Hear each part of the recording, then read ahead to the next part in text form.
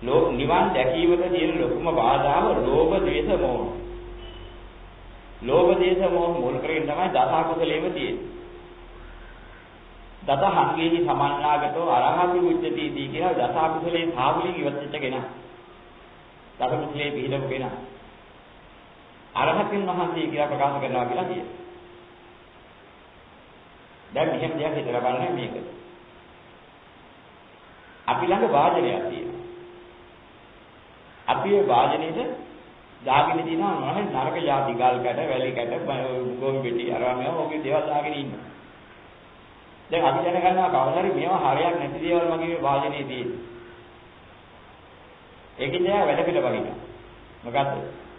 හොඳ දෙයක් හම්බුනහම අර කිදින ගල් කැට ටිකක්, වැලි කැට ටිකක්, පාත් ටිකක්, ගොම කැල ටිකක් ඕවා රොඩු බොඩු අහකට දානවා. ඒ මැත්තේ මේවා ඒකට දාගන්න. තවදුරක් වෙනවා තවත් නම් වෙනවා හොඳ දෙයක්. අර නරක දේවල් වලින් පිටලා තියෙන වාදනයේද ඒක දාගන්න බෑ. එහෙම තියෙනකොට ඒ ඉන්න නරක දේවල් කොටන තවත් අහකට දාලා ඊට ප්‍රමාණය හොඳ දේවල් දාගන්න. ඔය කෙනෙක් දාගෙන යන කවදා හරි දවසක නරක දේවල් එකක්වත් නෑ ඔක්කොම ඉවරයි. දාලා ඉවරයි. හොඳ දේවල් ඔක්කොම පුරවලා ඉවරයි. දැන් මින් එහාට නරක දේවල් අහකට දාවන්නකො හොඳ දේවල් කරන්නකො කියන කාර්ය දෙකින් එකක්වත් ඉතුරු වෙනද පුරව ගන්න කෙනා. අකුසලයේ අහකට දාලා ඉවරයි අපේ වාදේ හිත නැමැති වාදනේ. කුසලයේ පුරවගෙන ඉවරයි. දැන් කුසල සඳහා කරන්න එකක් දුන්නා දිනුවා. අහකට දාලා අකුසල කරන සඳහා ක්‍රියාත්මක වෙන එකක් තිබුණා දිනුවා. කොයින්ම පාව වහින අතර. එහෙනම් යාත් දැන් පුරවා ගන්න කුසලෙකුත් නෑ. ඒකින් තමයි කුසල ඉවර කරන්නේ. කරන්නේ නැහැ කියන කිව්වේ අபிසංකාරයෙන්. පුණ්‍ය අபிසංකාරය නැත්නම් පුණ්‍ය ක්‍රියා නෙමෙයි. වරද්දව තේරුම් ගත්තොත් ඒ පුණ්‍ය ක්‍රියා නෑ රාතන් වහන්සේට කියලා මහා මුලා. පුණ්‍ය ක්‍රියා 10ක් තියෙනවා. දන් දීම, සිල් ගැටීම, භාවනා කිරීම, පින්දීම, අනුමෝදන් කිරීම, බණ ඇහිීම, බණ දෙසීම, විදීවිත්තම් පිළිම, වතාවත් කිරීම මේ ඔක්කොම අර 10 පුණ්‍ය ක්‍රියාවලයි. හොඳයි දැන් රහතන් වහන්සේ නම. අපි දැන් බුදුරජාණන් වහන්සේ පිටවල ඉන්නවා. ඔය වැඩේ තව රහතන් වහන්සේ නම පින්ඳ පාත කරගෙන ඇවිදින්න. බුදුරජාණන් වහන්සේට එහෙම පූජා කරන්න නැතකොට තව තනිය බලන්න. පළවෙනි දන් දීම කරලා ඉන්න. ගිනා පින්ඳ පාත කරගත්ත දානේ අග්‍ර සත්‍යය අග්‍ර කොටාදී. තමන්ගේ ගුරු ආම්දුර හරි ඉන්නවා. ඒ ප්‍රධානයි ඉන්නවා.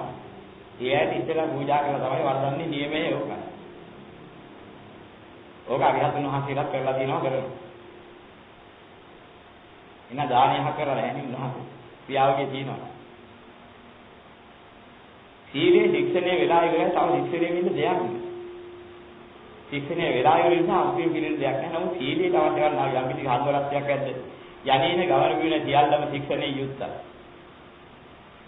හදින්න දෙයක් නෑ හැකෙන ජීවිතයටපත් වෙනවා. භාවනා තුළින් උන්වහන්සේලා යහපත් සුඛයෙන් මුල් කරගෙන ප්‍රථම අධ්‍යායයට සම්බන්ධලා, ද්විතිය අධ්‍යායයට සම්බන්ධලා, තෘතිය අධ්‍යායයට සම්බන්ධලා, චතුර්ථ අධ්‍යායයට සම්බන්ධලා මේ ආකාර වශයෙන් නිරෝධාවපතියට සම්බන්ධ කරලා සම්බන්ධයි. දැන් භාවනාව අවස්ථාව ක්‍රියාව. දස පුණ්‍ය ක්‍රියාවල භාවනා ක්‍රියාවලියක් තියෙනවා. මොකද උන්වහන්සේලා බින්දීලා නැහැ. ධර්ම දේශනා කළා, දානි දීලා, පුණ්‍ය අනුමෝදනා කිරීම ගැන සඳහන් වෙන දේ අපේ දේශනාවලක් තියෙනවා. ඒ සැරේ සාමුද්‍ර වන්නකොට එක්තරා විදිහේ වේදේ වගේ ඉඳලා බලා ඉඳලා අතීත නෑදෑ සම්බන්ධයක් කියලා පිටක් වෙන්න කියලා ඉල්ලලා මොකද්ද වෙන්න ඕනේ පිට කියලා අහපුවාම සංඝයාට දානයක් දීලා මට පින් දෙන්න කිව්වා. උන්වහන්සේ පින්ද පාත කරගෙන ගිහලා විසුණුහන්සේලා සමුදය පිටු කරලා උන්වහන්සේට දාන දීලා අර ප්‍රේතය පින් දුනා ප්‍රේතය බෙදලා එක කතාවකේ විවිධ ධර්මයන් අදහා වෙනවා. ඒ විනී එක කතාවක සඳහන් වෙනවා එක්තරා මිනිහෙක් කුඹරක ඊසාමින් ඉන්නකොට පූජනීය ඉස්ථානයක පන්සලක තිබිච්ච එල්ලලා තිබිච්ච කොඩියා කුලගේ ගහගෙන ගිහිල්ලා ඉතා වැටුණා. ඒක මානසිකයි ඉඳලා. මල් ළඟට වැටිච්ච එකක් නෙමෙයි කොඩිය වුණා. ඒකේ මල ප්‍රයෝජනයක් ගත්ත හැකිද කියලා කොහෙද කරන්නේ? මේක අමුල ගහන්න ගන්න පුළුවන් මට. මේ කූරු වල කරලා කියන ඔක අමුල ගහනවා. දැන් එයා දන්නේ නැහැ ඉතලා සිද්ධ වුණා. ඊට පස්සේ මොකද කරන්නේ මේ විදිහට රජ වෙන්නේ මේක මිනිහා අමුලේට පාවිච්චි කළාට පොඩි. අන්තිමට ගන්නකොට මිනිහා දන්නේ තුනක් මිනිහාට ලොකු පාප කර්මයක් පළමුව. මොකද සිද්ධ වුණේ? පටි 1000කින් මුළු ඇඟ වෙලුණා. වැරලා ප්‍රේතී වුණා. යන්නේ ඉන්නේ හෙල්ලෙන්න බැරි. යනවා නම් එක කඳ වාගේ යනවා මිසක් අතපය හොල්ලන්න බෑ, කකුල ඕනවට හොල්ලන්න බෑ, හිර වෙලා බැඳිලා. වටපිට බලන්න බෑ. දහස් පොලකින් බැඳලා හිර වෙනවා. නෑ දෙයගම එක්තරා වික්ෂුන් වහන්සේ නමක් හිටියා. උන්වහන්සේට වෙදී හිටියාම ප්‍රේතය. එල්ල බලවල දහස් පොලකින් බැඳිලා. අනේ ස්වාමීනි මට පිටක් වෙන්නේ. කොහොමද මම මේකෙන් මිදෙන්න මට වෙන්න මෙහෙම එකක් වෙන බව මම දන්නවා. කර්මයේ පාපෙ ඉඳි නිසා පේනවා වෙච්ච වැඩි. අර පූජනීය ස්ථානයේ දිවිත පන්සලේ දිවිත පොඩිය අරගෙන අමුල ගහව වාපෙද. දහස් පොලකින් බැඳලා විවේතය කියලා හිර වෙලා. කොහොමද වේලා ගන්න? අනේ ස්වාමීනි මා වෙනුවෙන් පින්ඩපාත කරගෙන හරි හොයාගන්න පොඩි හදාගෙන. බුද්ධ ශාසනයට පූජා කරනවා. ඒ පින මට අනුමෝදන් කරනවා. මේ හාමුදුරන්ට බල කම්පායි කියලා හාමුදුරන් කරගන්න පින්ඩපාත කරගෙන යනකොට ලැබෙන සෙලි කෑලි වලින් කොඩි 100ක් වහගෙන 100 ගිල්ලයිට ඉතින් විහාරයේ බෝධියට හරි පූජනීය ස්ථානට පූජා කරලා ඉතින් ඒකේ පින අනුමෝදන් කළාම පිළිහිදව භූතියක් ලැබෙයි. ඊට පස්සේ බලන්න භූතියගේ 100 පිළිහිද. තව 911ක් තියෙනවා. අනේ ස්වාමීනි 111ක් නම් ලැබුණා.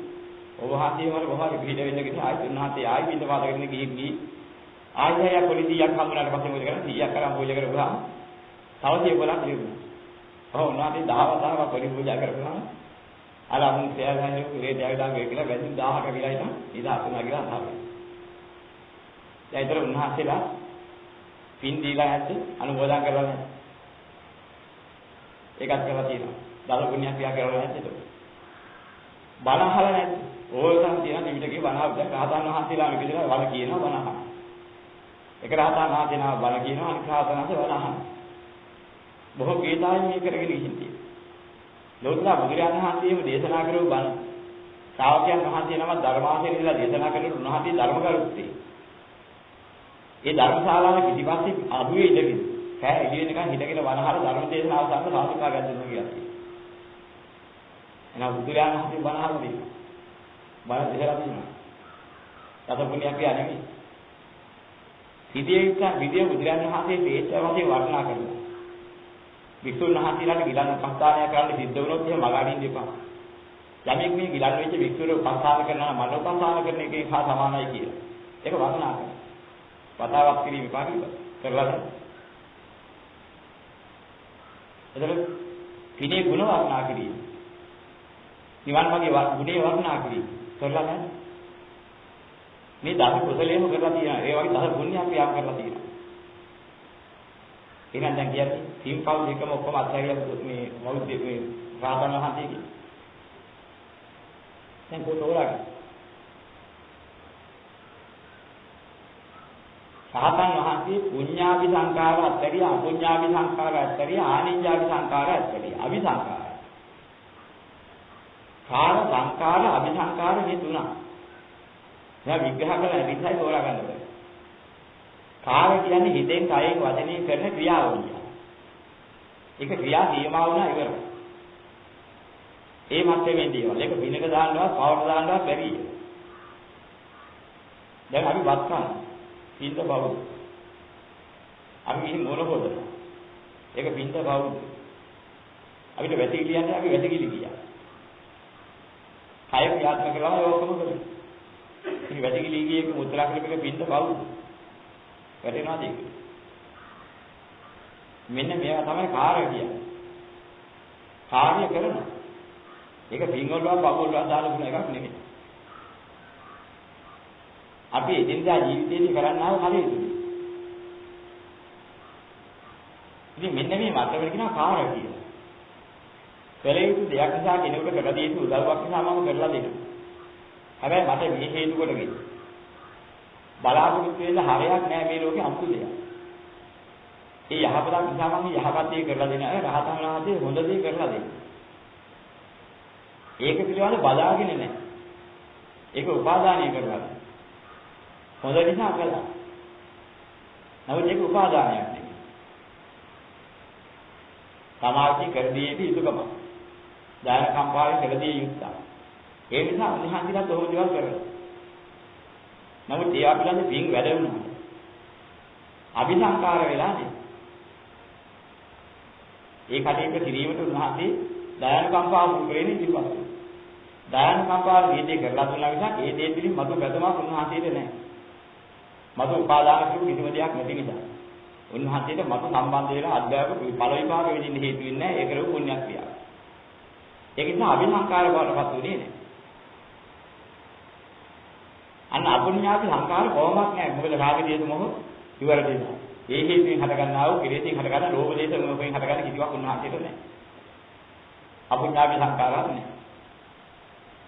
ඒ වගේම යම් කිසි ආකාරයක අරූප ලෝකවල උපදින්න හේතුවක් වෙන්නේ නැහැ. උන්වහන්සේ අරූප බ්‍රහ්ම සමාධිය වල හිටියේ. එකක් නිසා. ඉහාස සුඛ විහෙන්නේ එහාට උන්වහන්සේ හිත දිහා නැහැ. හිත හිටින්නේ නැහැ වස්භාවයක ආස්වාද විදි. උපාදානයක් නැහැ. නිසා ඒක ආනිජ්ජ අවිසංකාර වෙන්නේ. උන්වහන්සේගේ සාමුලික අත්හැරලා තියෙන්නේ මොනවද? අපුඤ්ඤාවි සංකාර කියන ඒවා සමුග අපුඤ්ඤ කාරත් එක අත්හැරලා තියෙන්නේ. උන්වහන්සේගේ ඒක සිද්ධ වෙන්නේම නැහැ. පුණ්‍ය වැඩ යහපත නිසා ලෝක යහපත නිසා කරනවා නමුත් අபிසංකාර උන්වහන්සේට නැහැ. ඉහාත්ම දුගවියක සමාධි සම්වැදිලා ඉන්නවා. උන්වහන්සේට මතු භවයේ හිතින උපාදානීය කරගත් එකක් නැති නිසා ආනිජ්ජ අபிසංකාර උන්වහන්සේට නැහැ. එන්න මේ නිසායි පින්පව් දෙකම නැහැ. මේ දෙකේ සම්බන්ධයක් නැහැ කියලා කිව්වා. නා ලෝභ දේශ අමෝහ, අලෝභ දේශ අමෝහ කියන මේවා සසර ගමන දිගේ තියෙන හේතුයි. හැබැයි අලෝභ දේශ අමෝහ සසර ගමන හේතුභාවිකයක් වෙන්නේ චන්දරාගයෙන් බැඳුණු. අලෝභයේ සමග, අද්වේෂයේ සමග, අමෝහයේ සමග යම්කිසි රාගයකින් බැඳුණු. අන්නේ හේතු කොටගෙන. එයාට ඒකෙන් හටගන්නා උත්පත්ති ලබන හේතු වෙනවා. අලෝභයේ අදීසිය අමෝහයේ කටයුතු සිද්ධ කරන රහතන් වහන්සේට සංකාරාගයක් නැහැ ඒව කරන්නේ. ඒවයි බැඳි. නිසා ඒක සංඛාර අபிසංකාර බවට පත් වෙන්නේ නැහැ. මේකයි තියෙන වෙනස. සංඛාර නැතුවනේ. අර මහා වේදාල සූත්‍රයෙන් වෙන්නනවා විසාක දෙතුමයි තවත් ඒකේ දෙවෙනි හතේ නමක් තමයි සිද්ධ වෙච්ච කතාව. ඒ කතාවේදී අහනවා ආර්යාවනි නිරෝධ සමාපත්තියේ සමවැදිච්ච කෙනා නැවත ආපහු වෙනකොට එකෙන් ඉවත් වෙනකොට ඉස්සෙල්ලාම නැගෙන මොන සංඛාරද? මේ රාතන වහන්සේ නමක් නිරෝධ සමාපත්තියේ සමවැදී ආපහු වෙනට අහනවා. විසාක මනෝ සංඛාරය ඉස්සෙල්ලා නැගෙනවා. ඊළඟට මොකද වෙන්නේ? කියලා අහනවා. එතකොට වෙනවා ආස්වාද ප්‍රසආදයේ නැගෙනවා. පටි සංකාර වගේ. ඊට පස්සේ කාය සංකාර වලින් ආස්වාද ප්‍රසආද නැගෙනවා. ඊට ඔය ආකාරයෙන් මේ සංකාර තුන අනුක්‍රමයෙන් නැගෙන හැටි වෙන්නේ. මනෝ සංකාර නැගෙනවා ඉතින්ලා. මනෝ සංකාර නැගුණාට පස්සේ කාය සංකාර නැගෙනවා. ඊට පස්සේ වචී සංකාර නැගෙනවා. මේ සංකාර නැගෙනවල ඔප්පු වෙලා තියෙන තැන සාධකයෝ. හැබැයි සංකාර අபிසංකාර නෙමෙයි. නිරෝධ කලේ සංඛාර නෙමෙයි අபிසංකාර. මේ සංඛාර වුණාද අபிසංකාර වුණාද කියලා මෙයා හරියට විග්‍රහ කරලා නැති නිසා ඒ හෙලාටුව අද නැති නිසා මේවට අර්ථ ගන්න බැරුව ඉන්නේ. මේ සංඛාර කිව්වත් කාර කිව්වත් අபிසංකාර කිව්වත් ඔක්කොම කියන වචන වල තේරුම වෙන් කරලා ගන්න බැහැ. ගන්න බැරුව පටලවා ගන්න. ඉතින් අලෝභයයි අදේශයයි අමෝහයයි කියන දෙකේ තියෙන ස්වභාවයක් තමයි චන්දරාගයේ සමග බැඳුණු අලෝභයක් අදේශයක් අමෝහයක් රහතන් වහන්සේට නෑ. ක්‍රියාකාරීත්වයේ අතර වෙලා නෑ පුණ්‍ය ක්‍රියාව කරනවා. පුණ්‍ය සංකාරයි නේ අபிසංකාර. මොකක්ද තේරුම් ගන්නකොට ඒක විග්‍රහ කරලා තියෙන්නේ තේරුම් කරලා නැති එකයි මේ පැහැදිලි වෙලා තියෙන්නේ. මේ ලෝභ දේශ මොහ අලෝභ දේශ අමෝහ කියන මේ ඔක්කොම මේ හය තමයි ලෝකේ පැවැත්ම හේතු හය. මේ ලෝභ දේශ මොහ අලෝභ දේශ අමෝහ කියන මේවා චන්දරාගයේ සමග බැඳීම නිසා තමයි ලෝක පැවැත්මට හේතු වෙන්නේ. ලෝභ දේශ මොහ අවිද්‍යාවෙන්ම ගොඩනැගෙන නිසා චන්දරාගයේ ඒකාන්තයෙන් බැඳිලාමයි ගොඩනැගෙන්නේ. අලෝභ දේශ අමෝහ කියන එක චන්දර මේ ඒකෙන් අවිද්‍යාවෙන් අහක් වෙලා ගොඩනැගෙන කුසල මූල පත්‍ය සංඛාරා කියන. අවිද්‍යාව පත්‍ය සංඛාරා කියලා මේ කියන්නේ කුසල මූල පත්‍ය සංඛාරා. අලෝභෝ කුසල මූලං, අදෝසෝ කුසල මූලං, අමෝහෝ කුසල මූලං. ආර්ය මාර්ගයේ මුල ඔය ටිකයි. කුසල මූල පත්‍ය සංඛාරා. හැබැයි ඒකේ චන්දරාගයෙන් බැලුනොත් මොකද වෙන්නේ? සසර ගමනට හේතු වෙන්නේ. චන්දරාගය අත්හැරනාට පස්සේ මොකද වෙන්නේ? ඉහාත්ම සුඛ විහරණයට හේතු වෙන්නේ. ඒ නිසා උන්වහන්සේලාට අபிසංකාර නැහැ. අර කියන කුසල මූල පත්‍ය සංඛාරා කියන එකෙන් කරුණා මෛත්‍රී ආදී හතර බ්‍රහ්ම විශේෂ ගුණයන් මුල් කරගෙන ලෝකේ යහපත කරනවා. ඉතින් ඒක උන්වහන්සේලා හොද කරන්නේ නැහැ, නරක කරන්නේ නැහැ කිව්වොත් එහෙම සම්පූර්ණ විපරීතයක්, විකෘතියක් වෙනවා. උන්වහන්සේලා තරම් තමන්ගේ ජීවිත කාලයේ ලෝක සේවයට කැප කරව තව කිසිම පිරිසක් ලෝකේ නැහැ. ලෝකයාට මුක්තිය ලබා ගැනීම සඳහා උන්වහන්සේලා රැය දවල් දෙකේ උන්වහන්සේලාගේ ජීවිතය කැප කරව සතර බ්‍රහ්ම විහරණයේ වාසය කරන රහතන් වහන්සේ. ඒ නිසා උන්වහන්සේලාගෙන් තරම් ඒබඳු සේවයක් අලෝභී, අදීති, යමෝහි මාර්ගයක් අනුගමනය කරමින් නිවන් දක් ගන්න අවශ්‍ය මඟ පාදා දීමක් සිද්ධ වෙනවා නම් ඒ සේවයේ පිළිබඳ හිතන කියන කරන ඉහළම අය තමයි අරිහත්ත්වයටපත් වෙච්ච උත්තම. නමුත් අද වෙනකොට සමහර තැන් වල කියන්නේ අරිහතුන් වහන්සේ බණපදයක් කියන්නේ නැහැ. අඩාවින් නැති කෙනෙක්. උන්වහන්සේ හැම වෙලේම ආර්ය තෝෂණී භූත භාවයෙන් ඉන්නවා නම් එහෙම ඉන්නවා. එහෙම නැත්නම් විරෝධයෙන් සමැදලා ඉන්නවා. ඔය ආදි වශයෙන් කියන බණක් මේ කාලේ වෙනකොට තියෙනවා. ඉතින් හොඳට පැහැදිලිව තේරුම් ගන්න ඕනේ. එහෙම එකක් මේ මුළු ත්‍රිවිධකේවත් දෙල්ලා නැහැ. රහතන් වහන්සේ නම කොයි කින් જાතින් හිටියයි කියලා. මේ ධර්මයේ සමහර අය කියන රහතන් වහන්සේලාත් නෙමෙයි බුදුහාමුදුරුවෝ නෙමෙයි බණ කිව්වේ ඊට පස්සේ හිටපු අනික් අය කියා තියෙන එහෙමත් මත කියේ. මේ එකක්වත් මේ ධර්මයේ ත්‍රිපිටක ධර්මයේටවත් තමන්ගේ අවබෝධයලට ප්‍රත්‍යක්ෂ ඒවා කියනවා නෙමෙයි මත. මේ වෙන අහු වෙන්න හොඳ නැහැ. තාක්ෂි දකින්න ඕනේ. හිතන්න බැරි විදිහට දෘෂ්ටිගත වෙන තැන්. මේක හසුරු කරගන්න ඕනේ.